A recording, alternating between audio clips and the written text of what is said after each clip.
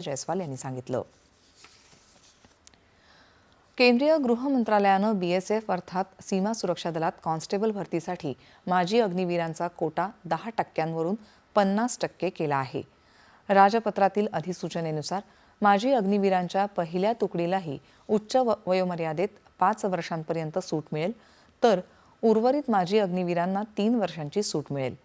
माजी अग्निवीरांना शारीरिक मानक चाचणी आणि शारीरिक कार्यक्षमता चाचणीमधून सूट दिली जाईल, असं या अधिसूचनेत म्हटलं आहे।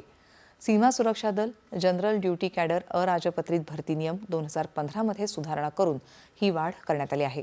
थेट भरतीद्वारे प्रत्येक भरती वर्षात माजी अग्निवीरांसाठी, माजी सैनिकांसाठी 10% आणि वार्षिक रिक्त पदांच्या भरपाईमध्ये कॉम्बॅटाइज्ड कॉन्स्टेबल ट्रेड्समनसाठी 3% पर्यंत रिक्त जागा राखीव ठेवल्या जातील, असं या अधिसूचनेत म्हटलं आहे।